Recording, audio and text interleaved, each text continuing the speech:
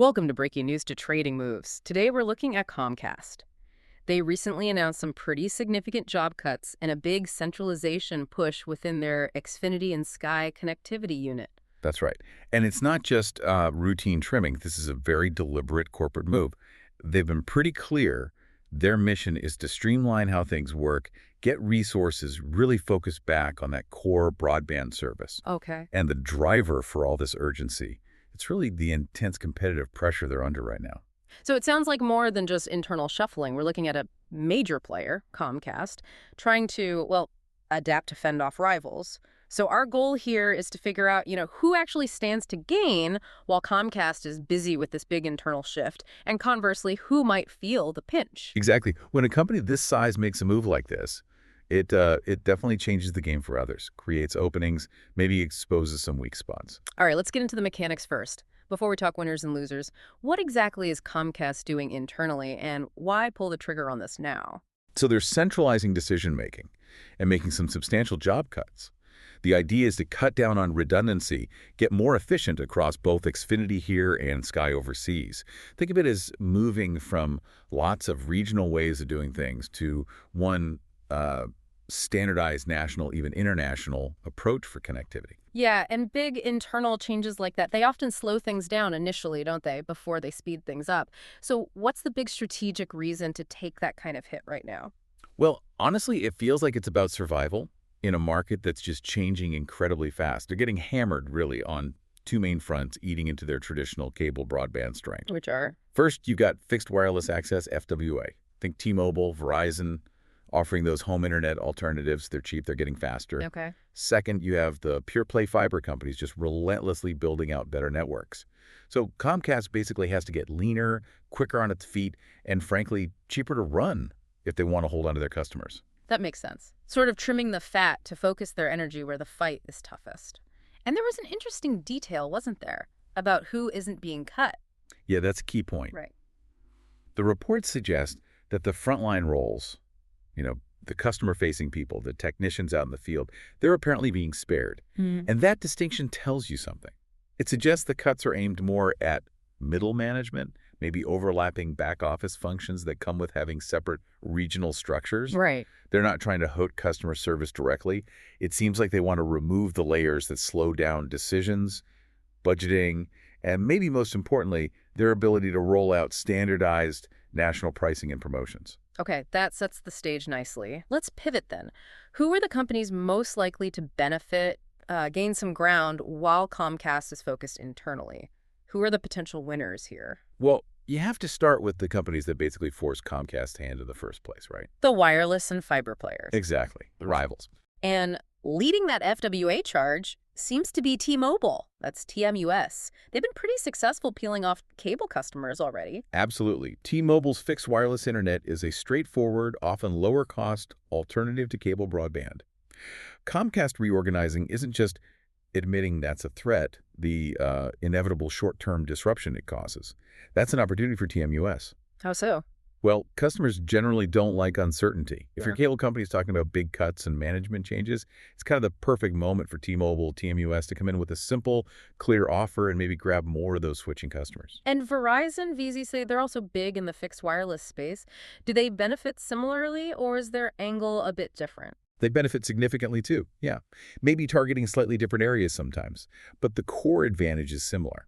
Both TMUS and VZ offer stability when Comcast is signaling internal change. Verizon, VZ, is definitely well placed to go after households who might be feeling a bit nervous about the Comcast news or maybe experiencing delays while Comcast sorts things out internally. The pitch is easy. Switch to our modern 5G home internet, skip the corporate drama. Okay, what about the wired side? AT&T, ticker $2, they're pushing hard on fiber builds. How does Comcast's internal focus help AT&T's strategy? AT&T's fiber investment looks even stronger in this context. It represents, long-term quality, network stability.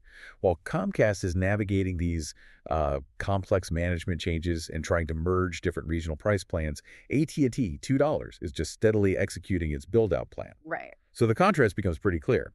One company is investing heavily in new physical infrastructure. The other's focused on cutting costs in its existing structure. That can make T-Dollar's fiber offering look even more appealing, especially to customers who want the best performance. It paints a picture of rivals executing while Comcast is maybe a bit distracted. But what about another cable company? Charter Communications, CHTR. They compete directly with Comcast in many areas. Why wouldn't they face the same pressures? Oh, they face the same long-term pressures, definitely. But in the short term, Charter, CHTR, might actually be positioned as the more agile competitor right now. They can absolutely target customers who might be unhappy or uncertain in areas where they overlap with Comcast. But maybe just as valuable, they could potentially scoop up experienced talent. Ah, interesting. You mean people let go by Comcast? Exactly. Managers, engineers, marketing folks who might be unsettled or directly impacted by the cuts at Comcast. Picking up skilled people who know the business from a competitor undergoing a major shakeup, that's a real advantage for CHTR. Good point. Now let's think a bit more broadly. We talked about Comcast maybe de-emphasizing traditional TV bundles. How does an internal shift like this end up helping a company like, say, Netflix, NFLX? It's kind of an indirect benefit, but it's real. It's all about making the path to a streaming-first home easier. When Comcast pushes towards more standardized, national internet-only or internet-focused deals to fight off FWA and fiber, well, they're basically reinforcing the idea that traditional pay TV is less central. Okay. That creates a better environment for pure streaming players. It helps solidify Netflix's, NFLX's role as that essential anchor subscription service for households cutting the cord or slimming down their TV package. It just smooths that transition. Okay, so we've talked about the potential beneficiaries. Let's flip it around now. Who faces more pressure, more challenges because of what Comcast is doing? And, well, you have to start with Comcast itself, right? Ticker CMCSA. Right. Even if the long-term goal is efficiency, there have got to be immediate headaches and risks for Comcast CMCSA. Absolutely. There are definite immediate downsides. Yeah. First, these things cost money up front.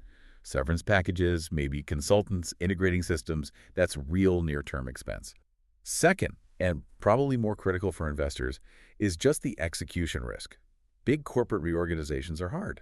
They don't always deliver the promised savings, and there's always the risk that internal chaos actually drives customers away right when you need them most. The payoff is supposed to be down the road, but the costs and the operational risks, those are happening right now. And you mentioned Comcast moving towards standardized national pricing. That sounds like it could be a major problem for the smaller cable companies who maybe relied on setting prices region by region. It's a huge strategic pressure point. Yeah. When the market leader with all its scale decides to centralize and go with national pricing, often bundled with like multi-year price guarantees, it really limits how smaller regional operators can compete. It just squeezes their margins. They lose the ability to tailor offers to specific local conditions or compete purely on a slightly lower price point in one area. They're forced to react to Comcast's national strategy. Can we name some specific smaller players who might be feeling this pressure? Sure. Look at Altus USA, that's ATUS. They operate in specific regions, often relying on careful pricing strategies. If Comcast comes into those same areas with a big national marketing campaign backing standardized long-term price locks, well, Altus, AQOS, doesn't have much wiggle room without hurting its own profits. And does this same kind of pricing pressure hit companies in maybe less urban, more spread out markets, like Cable One and Poach? Absolutely.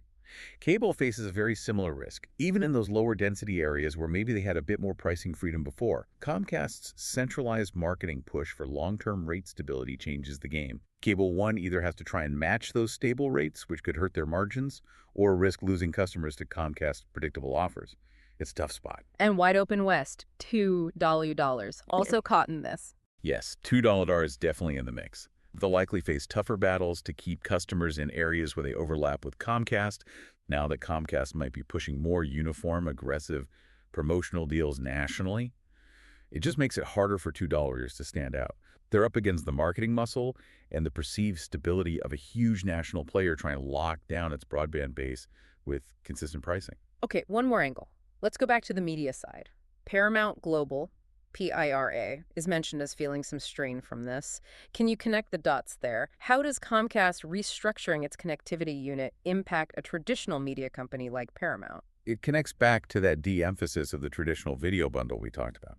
Comcast's focus on streamlining and competing on broadband implies less focus, less investment, maybe less favorable bundling for its traditional pay TV service. Okay. This just adds fuel to the fire of people cutting the cord or choosing smaller TV packages.